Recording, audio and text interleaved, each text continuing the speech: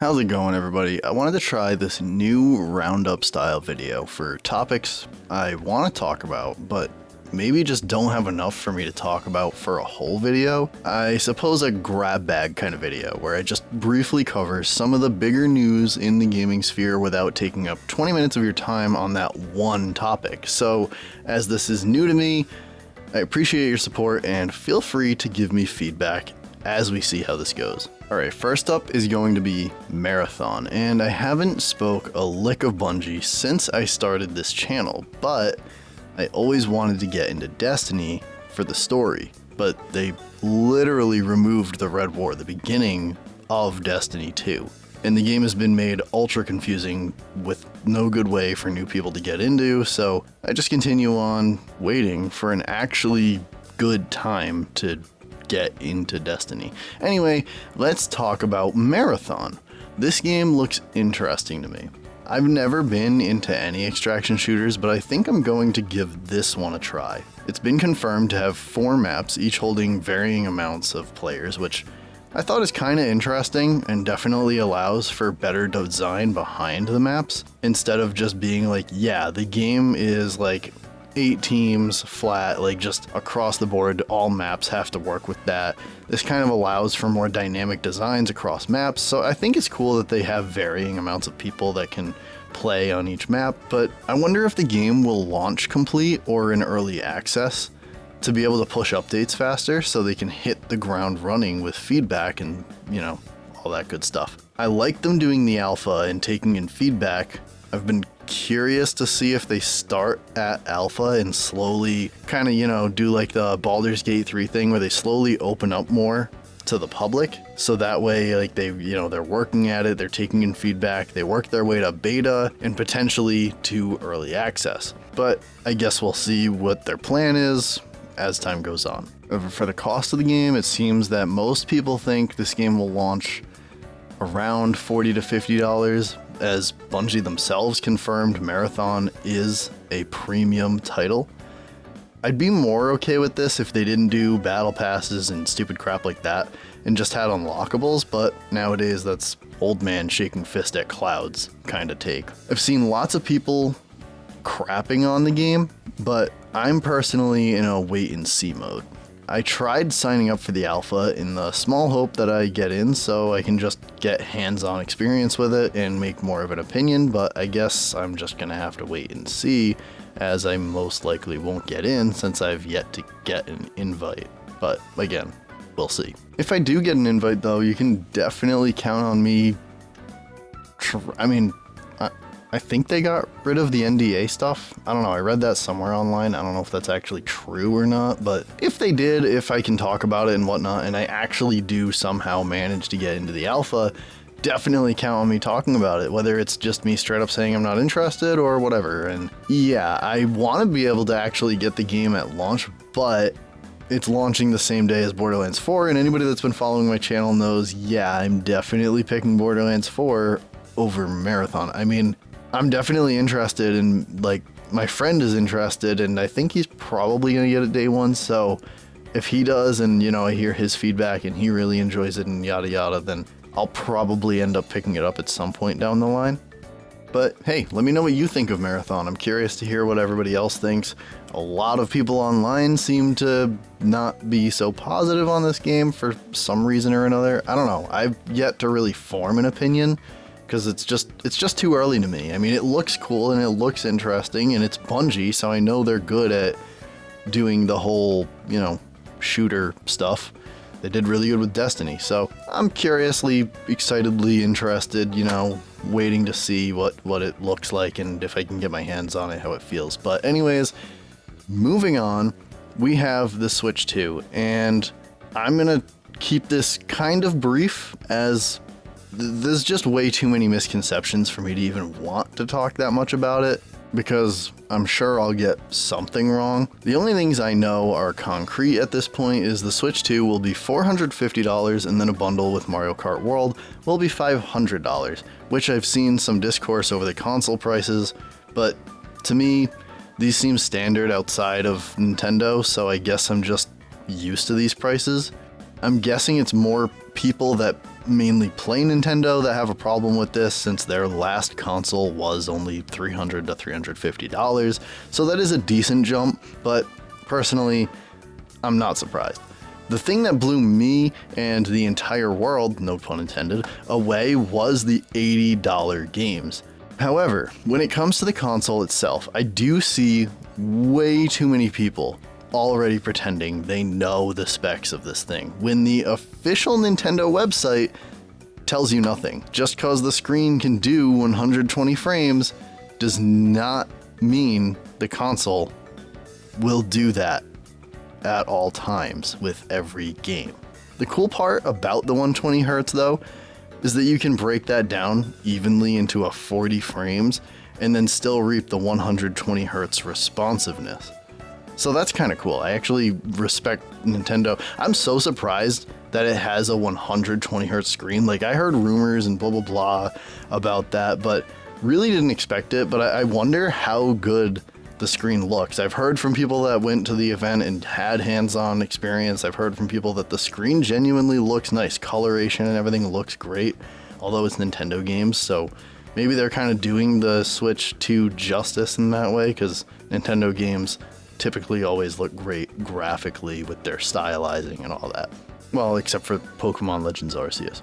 My guess is with a 1080p screen and NVIDIA GPU tech though, this will be using a lot of dynamic upscaling. However, and I take this with a grain of salt, I have no idea. I've heard something about them using the NVIDIA like AI tech and stuff to actually compress games even further to make them take less memory. So I don't know if that's true or not. Anyone want to comment on that? But yeah, I assume they'll also use the AI to keep the frames more stable.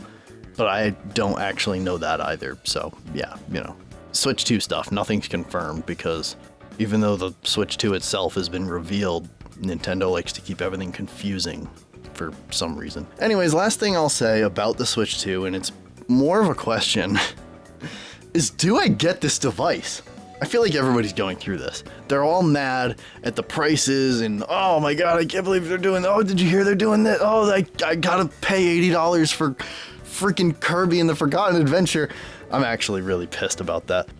But I love that game so much. Oh man. Like, and then the showcase, I remember, that was the quickest 180 I've ever experienced in my life. Watching it and being like, dude, they just cooked. They absolutely cooked with every game they showed.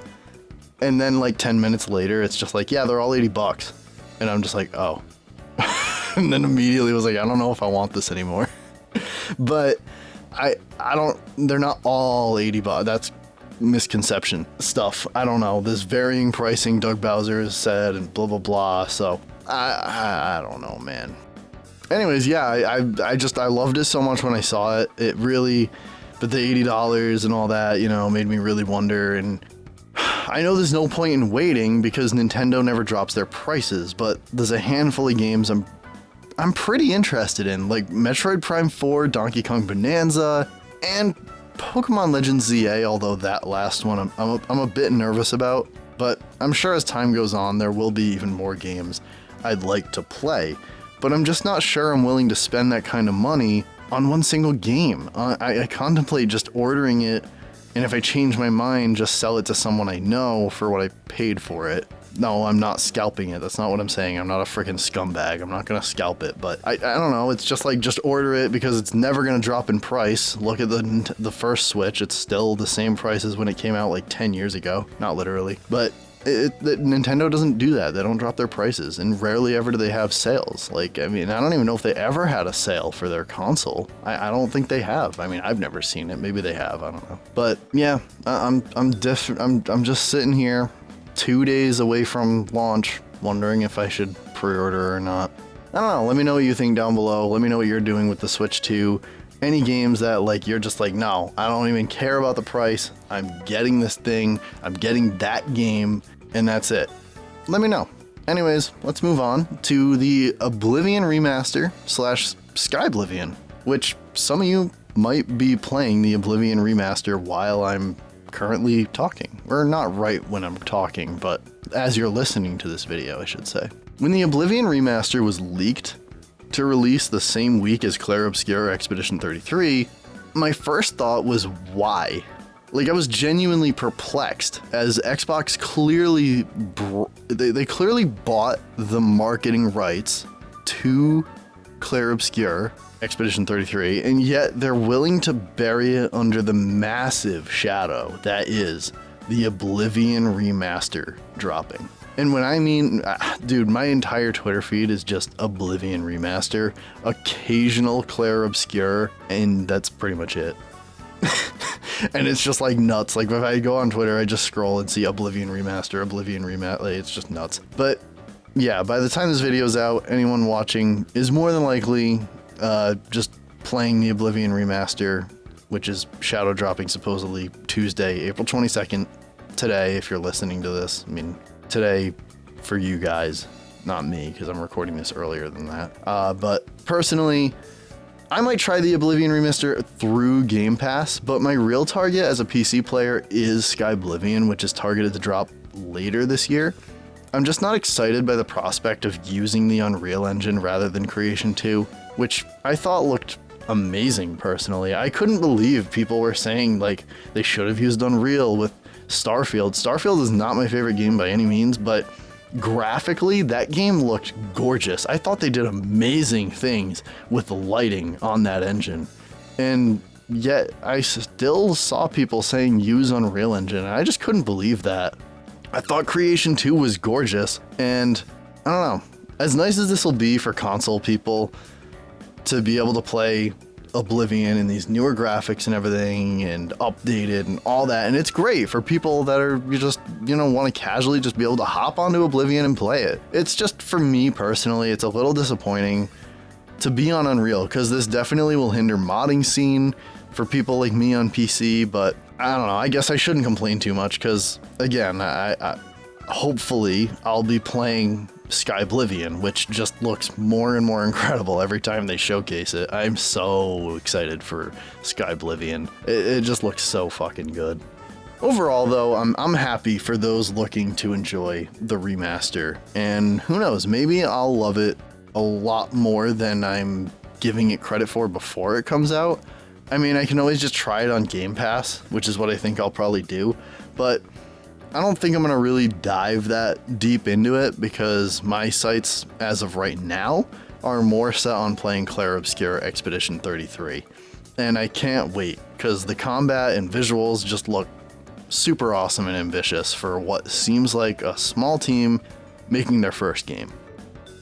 Anyways, guys, with that, that's everything I wanted to talk about. I know I'm late to pretty much all of these topics, but I didn't have enough to talk about for any of them as one topic for a whole video, and even after deciding to combine them all and do kind of a news roundup type video, it was barely enough altogether for one video.